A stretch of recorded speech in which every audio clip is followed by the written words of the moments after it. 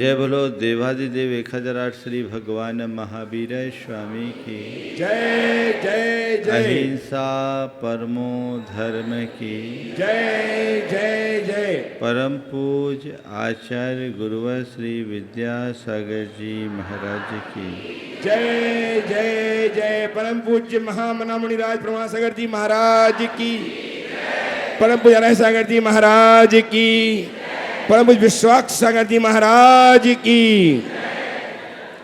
आज का दिन भारतीय संस्कृति के इतिहास का बड़ा महत्वपूर्ण दिन है। आज की तिथि को आप लोग अक्षय तृतीया के रूप में मानते हैं और लोक में ऐसी धारणा है आज अबूझा मुहूर्त है।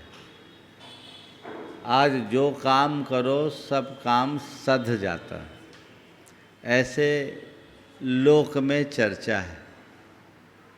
जैन संस्कृति की दृष्टि से जब हम देखते हैं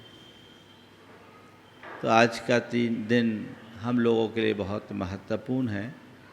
हम सबको ये पता है कि आज की तिथि में भगवान ऋषभदेव को दीक्षा के उपरांत 1 वर्ष के अंतराल के बाद प्रथम आहार की प्राप्ति हुई थी। 6 महीने का उन्होंने योग धारण किया और उसके बाद 6 माह से अधिक उन्हें निरंतर अंतराय का सामना करना पड़ा। और आज राजा श्रेयांश और राजा सोम ने उन्हें अपने कर कमलों से हस्तिनापुर में आहार देकर जीवन को कृतार्थ किया था। आज की तिथि में दान तीर्थ की प्रवृत्ति हुई थी, इसलिए इस तृतीया को आज अक्षय तृतीया के रूप में जाना जाता है। मैं समझता हूँ अगर तृतीया देखी जाए तो हर पखवाड़े में 2 तृतीया आती कि नहीं आती, लेकिन साल में एक ही तिथि को अक्षय तृतीया के रूप में जाना जाता है। क्यों? इसके पीछे मुझे केवल एक ही वजह दिखती है, वो है आज की तिथि में दान जुड़ा। निष्कर्ष ये निकालो कि जिस तिथि में हमारे साथ दान जुड़ता है वह तिथि अक्षय बन जाती है। आज दान तीर्थ की प्रवृत्ति हुई। धर्म तीर्थ की प्रवृत्ति बाद में, दान तीर्थ की प्रवृत्ति पहले। आदि पुराण में जब भगवान का आहार हो गया, भरत चक्रवर्ती भावाभिभूत हो गया और उसने राजा श्रेयांश का अभिनंदन करते हुए कहा, भगवान में पूज्योसी कुरु राज्य तमद्दन तम दान तीर्थ कृच्छयान महापुण्य भागसी। हे कुरुराज, क्या बताऊं, मैं चक्रवर्ती पर अभागा रह गया। तुम मेरे लिए भगवान की तरह पूज्य हो। भगवान में पूज्योसी, तुम मेरे लिए भगवान की तरह पूज्य हो। तुम दान तीर्थ कृत, हे श्रेयांश तुम दान तीर्थंकर हो, महापुण्य भागसी। क्या शब्द कहा? दान तीर्थंकर। समझते हो बात को? भगवान धर्म तीर्थंकर तो राजा श्रेयांश दान तीर्थंकर। भगवान श्रमण थे और राजा श्रेयांश श्रावक। बात समझ में आ रही है? पहला श्रेय तुम्हारा है, भगवान के मार्ग पर चलने वाले श्रमणों का दूसरा। क्योंकि बिना दान तीर्थ के धर्म तीर्थ का प्रवर्तन नहीं होता। 24 के 24 तीर्थंकरों को पहले आहार लेना पड़ा। उनके निमित्त से किसी दातार को दान देने का सौभाग्य मिला और कहते हैं तीर्थंकर को प्रथम आहार देने वाला उसी भव में तर जाता है। ऐसा मंगल दिन, मंगल प्रसंग, हम लोग इसकी महिमा को जाने और अपने जीवन में धर्म को वह स्थान दे जिसकी की आवश्यकता है। आज 4 बातें थोड़े समय में मैं पूरी करूंगा। दान के संदर्भ में आज आप सबसे चर्चा करना चाहूँगा। दान क्यों, दान कहाँ, दान कितना और दान कैसे। चूँकि आज दान तीर्थ के प्रवर्तन का दिन है, आप लोग दान देने के लिए यदा कदा उत्साहित भी होते हो और उत्साहित किया भी जाता है, पर दान क्यों, दान की इतनी महिमा क्यों, बोलो। आप लोग दान देते हो, किस लिए देते हो? इस सभा में एक भी व्यक्ति ऐसा नहीं होगा जिसने जीवन में कभी दान नहीं दिया है। क्या ऐसा कोई? एक छोटा बच्चा भी है ना, वो मंदिर के गुल्लक में कुछ ना कुछ डालता होगा, उसको बचपन से ही संस्कार डाले जाते हैं। तो दान तो देते हो ना, देते हो कि नहीं? थोड़ा दम से तो बोलो, क्यों देते हो? दान आप देते आ रहे हैं क्यों, ये सवाल होना चाहिए ना। हाँ, पुण्य की प्राप्ति के लिए, है ना। दान देने से पुण्य होता है, ध्यान दो। दान देने का उद्देश्य क्या है? पहली बात, अनुग्रहार्थम सस्याति सर्गो दानम। स्वपर के अनुग्रह के लिए, स्वपर के उपकार के लिए दान दिया जाता है। स्व उपकार पहले, पर उपकार बाद में। स्व उपकार क्या? आप सब धन कमाते हो, कैसे कमाते हो? पुण्य के उदय से। हाँ, पुण्य के उदय से, है ना। थोड़ा और जोर से बोल दो। दुकान में बैठ कर के पुण्य करते हो कि पाप, मुझे ये बता दो। तो पाप से पैसा कमाते हो कि पुण्य के उदय से, ये समझा दो। हाँ, तो फिर क्यों बोले पुण्य के उदय से? बात समझ में आ रही है? इसे गहराई से समझिए। जिस दिन ये बात आपके दिल में बैठ जाएगी, आपको कभी किसी के लिए दान की प्रेरणा देने की जरूरत ही नहीं पड़ेगी। आप अपने व्यापार व्यवसाय में निष्पाप रह ही नहीं सकते।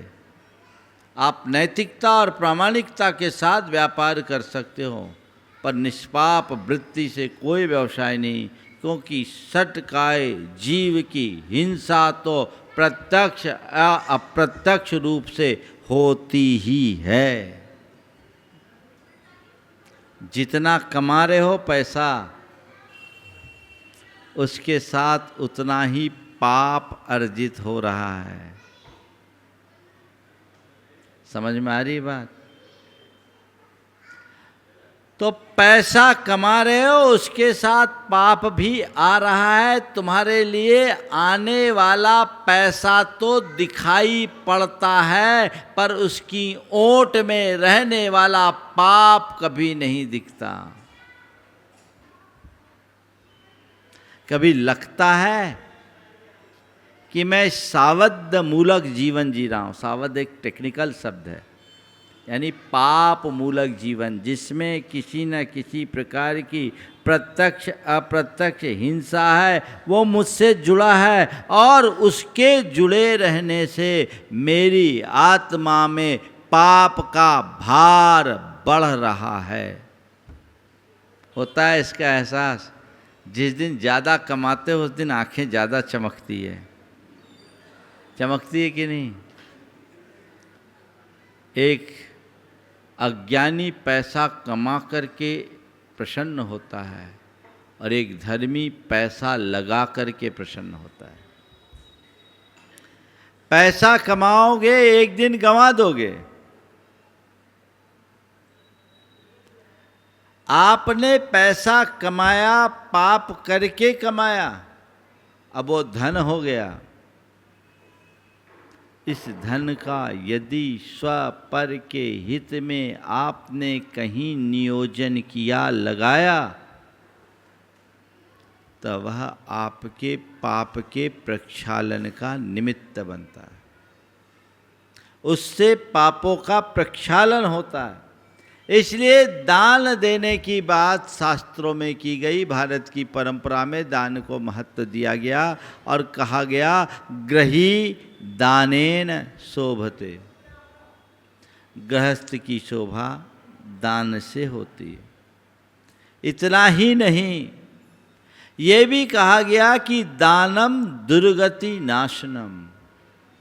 दान दुर्गति का नाशक है, क्योंकि जब आप अपने द्वारा कमाए गए धन को किसी अच्छे कार्य में लगाते हो तो अनेक जीवों का उद्धार होता है और आपकी धन की आसक्ति भी कम होती है, परिग्रह शक्ति कम होती है, पाप का बोझ मिटता है। इसलिए दान दो। 4 वजह से दान दो।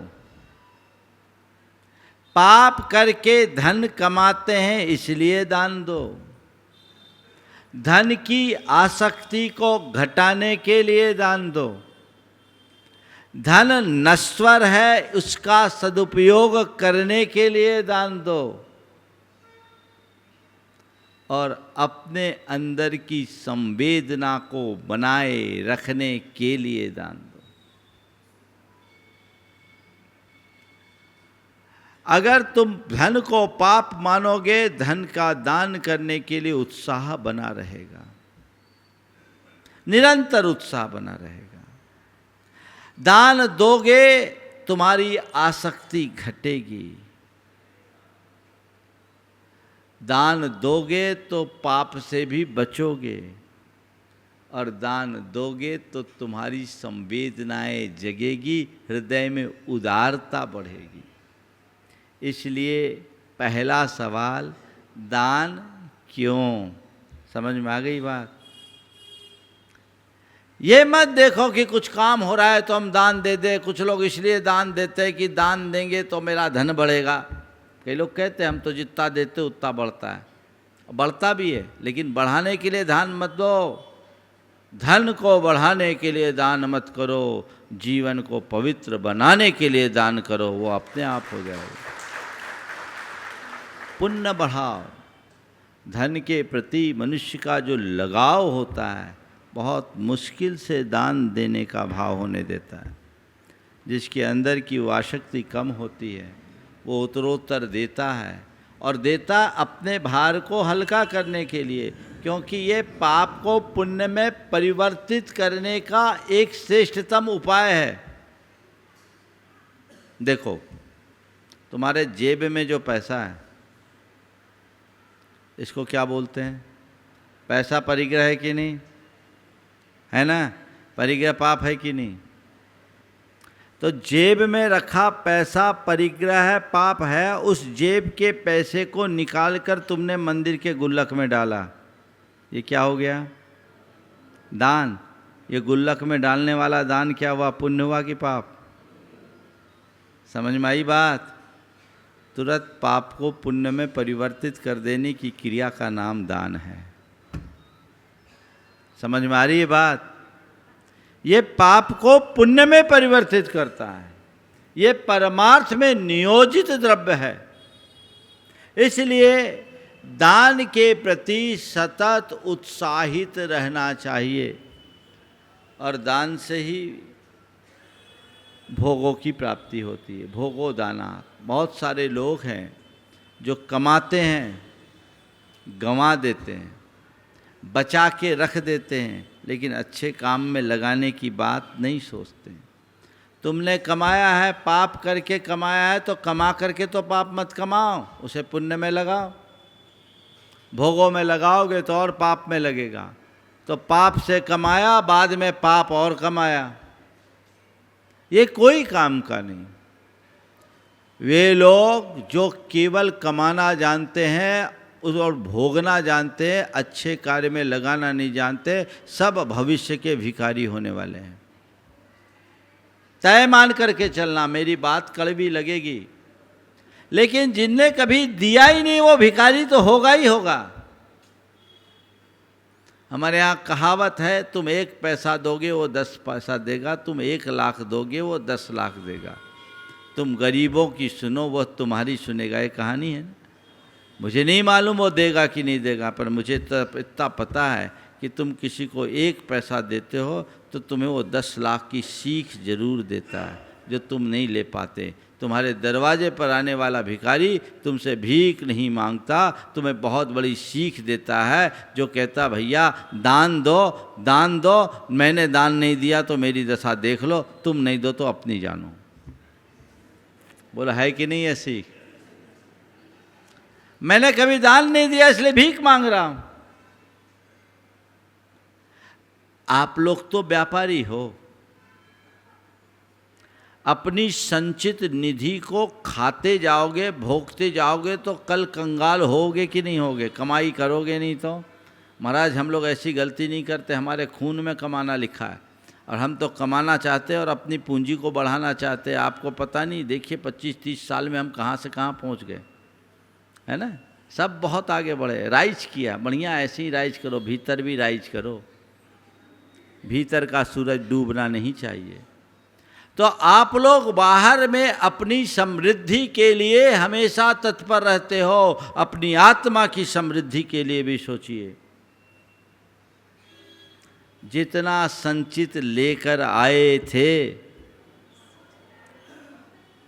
उससे ज़्यादा अर्जित करके जाओ। जितना संचित लेकर आए उससे ज़्यादा अर्जित करके जाओ। अभी बैलेंस शीट कैसे हिसाब लगा लेना, कमा ज़्यादा रहे हो कि गंवा ज़्यादा रहे हो। हर व्यक्ति को अपने अंतर मन से पूछना चाहिए। ये धारणा जब स्पष्ट होगी तो फिर आपको ज़्यादा प्रेरणा देने की ज़रूरत नहीं पड़ेगी।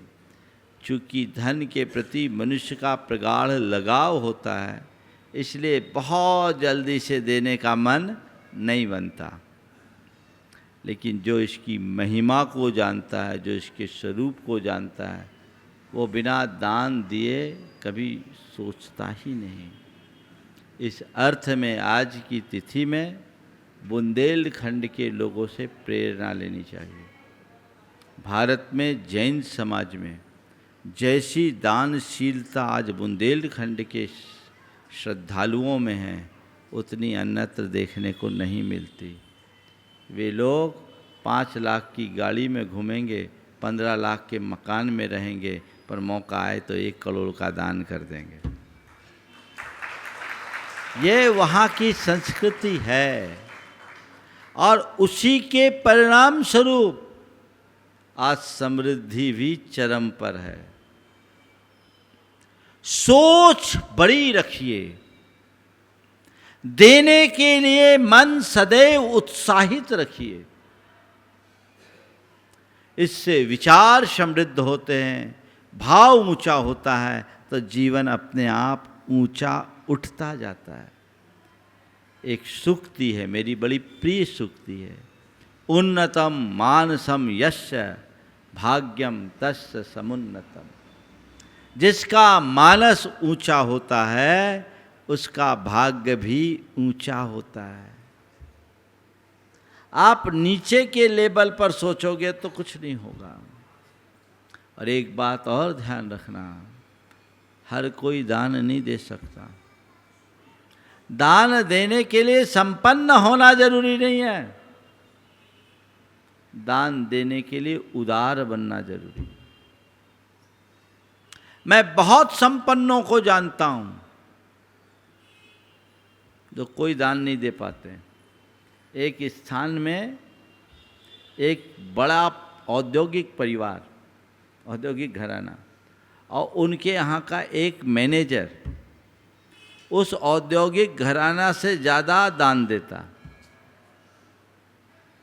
उससे ज़्यादा दान देता, और समाज में उस व्यक्ति के प्रति लोगों का एक अलग सम्मान का भाव। तो औद्योगिक घराना में जिस आदमी, आपको 2002 की बात कह रहा हूँ, उस समय उसकी 15,000 रुपये की पगार थी, और एकाएक कुछ गायें पकड़ी गई, एक ट्रेन पूरी 1700 गायें। उनके लिए भूसा पानी की ज़रूरत थी, भरण पोषण की व्यवस्था की ज़रूरत थी। उसके मालिक ने 11,000 दिया, उसने 1,11,000 दिया। 15,000 रुपया महीने की पगार पाने वाला।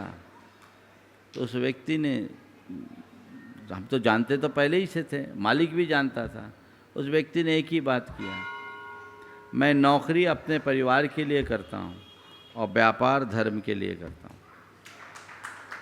वो क्या करता था? कुछ नहीं करता, कुछ अनाज या चांदी, जितनी उसके पास पूंजी उतने का स्टॉक कर लेता, और उसकी जितनी कमाई आए 50% दान, और उसका योग ऐसा, जिस चीज़ का स्टॉक करे उसका दाम बढ़ना। लोग देखते कि ये काय का स्टॉक कर रहा, उसका मालिक को भी पता है।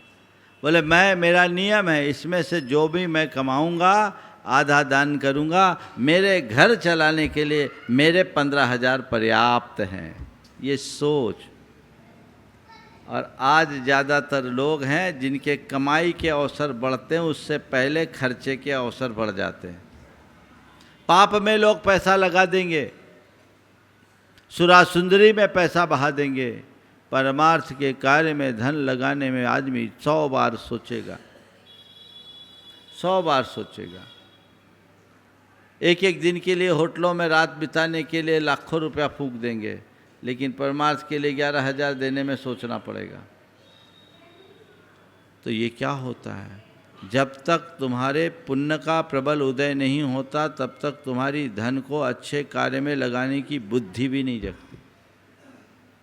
एक बार गुरुदेव ने कहा था, धन की प्राप्ति कदाचित पुण्य का फल हो सकता है। धन की प्राप्ति कदाचित पुण्य के फल स्वरूप हो सकती है, पर उसका सदुपयोग तप का फल है। जिस जीव का प्रबल पुण्यानुबंधी पुण्य का योग होता है, वे ही ऐसे कार्यों में उत्साहित हो पाते हैं। तो आज ये धारणा स्पष्ट रखिए कि मुझे दान करना है, दान मेरा धर्म है, मेरा कर्तव्य है। यदि मैं कमा रहा हूँ तो मुझे लगाना भी है। अब सवाल कहाँ लगाना? दान तो देते हैं लोग, कहाँ लगाना? आजकल बहुत सारे लोगों का कहना है दान देना है तो स्कूल खोलो, हॉस्पिटल खोलो और चैरिटी के कार्य करो। अच्छी बात है, ये सब खोलना चाहिए, मैं उसका पक्षधर हूँ, लेकिन थोड़ा इसे व्यापक पैमाने पे करना, जिसमें उपकार अधिक हो। कहाँ दान दो? जिसमें उपकार अधिक हो। जितना बड़ा उपकार उतना बड़ा दान।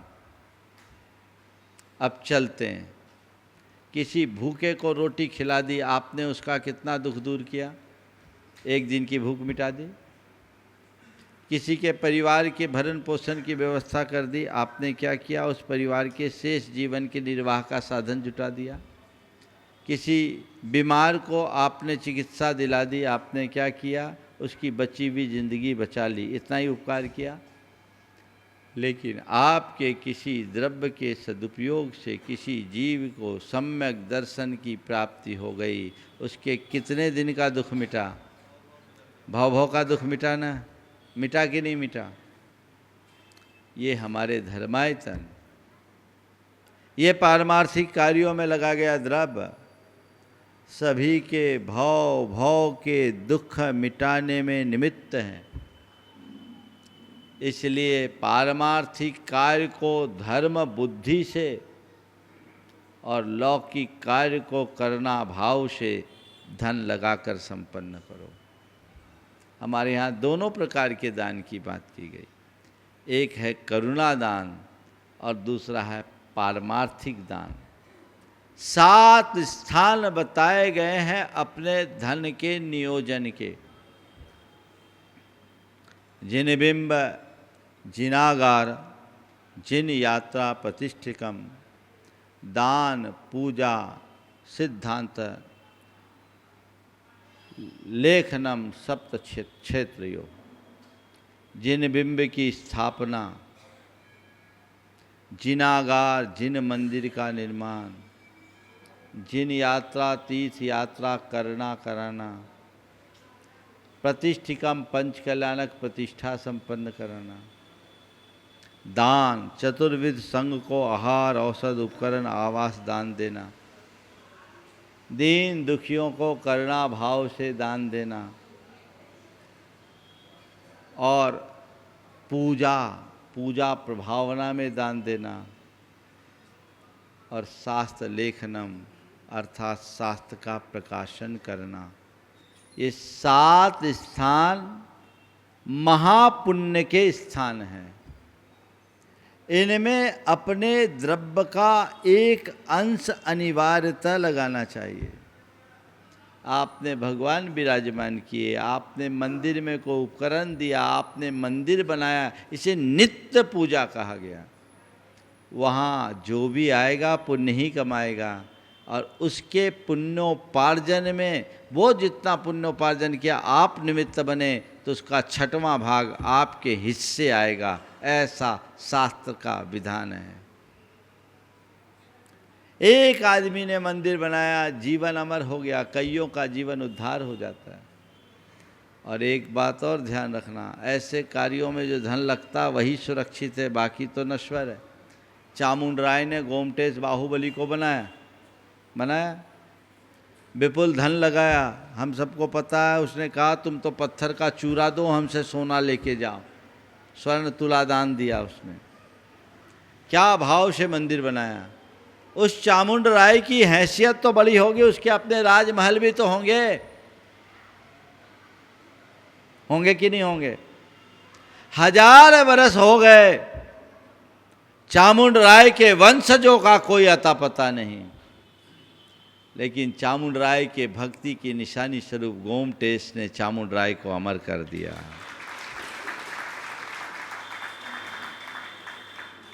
सीखने की बात केवल इतनी है, अच्छे कार्य में जो द्रव्य लग गया वो अमर हो गया।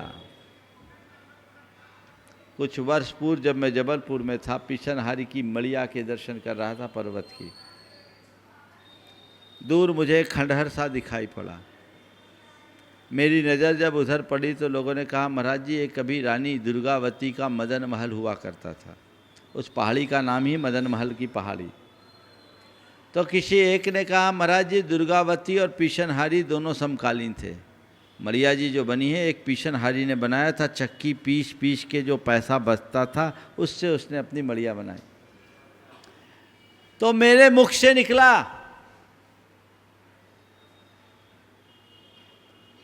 कि देखो सत्ता का महल खंडहर हो गया, सत्ता का महल खंडहर हो गया और श्रद्धा की मढ़िया सुरम तीर्थ में बदल गई।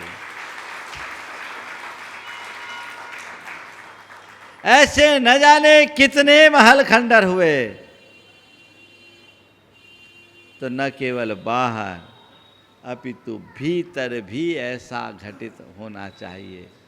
इन 7 स्थानों पर दान देने के लिए सतत उत्साहित बने रहना चाहिए। तुम्हारा ये उत्साह तुम्हारे जीवन का उद्धारक होगा। जब भी मौका आए ऐसे मौक़ों का फायदा उठाना चाहिए। कितना दान दो, पूरी बात करनी है मुझे। कितना दो? कम से कम अपनी आय का 10%। अपनी आय का 10%। उससे कम दान दोगे तुम दानी नहीं हो।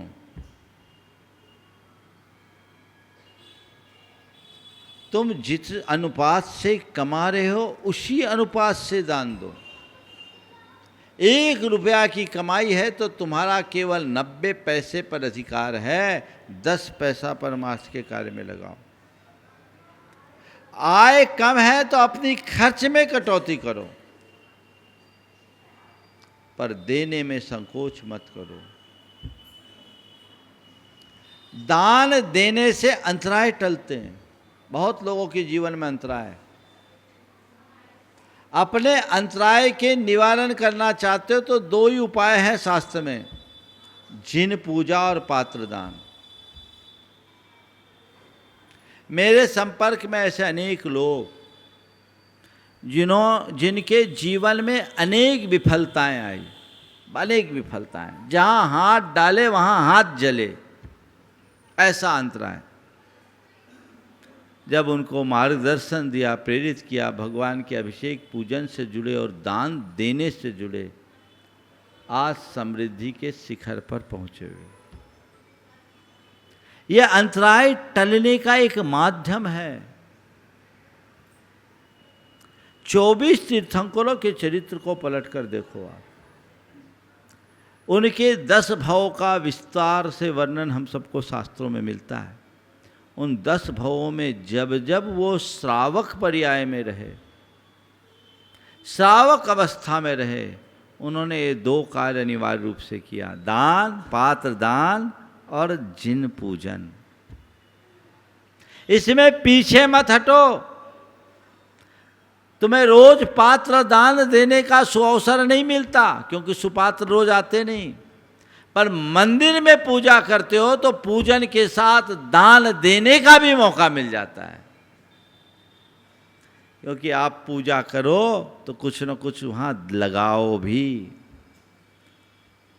सब चीज़ें कमेटी के द्वारा उपलब्ध हो और तुम पूजा कर लो तो तुम्हारा पुण्य उतना प्रगाढ़ नहीं होगा। तुम्हारा अपना द्रव्य लगना चाहिए। शक्ति के अनुरूप लगाओगे, जितना लगाओगे, जिस अनुपात से लगाओगे, उसी अनुपात से आता भी है।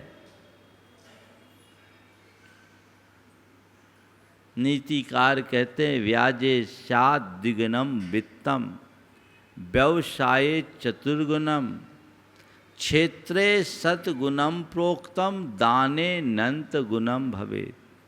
रुपया ब्याज में लगाओगे तो दुगुना होगा,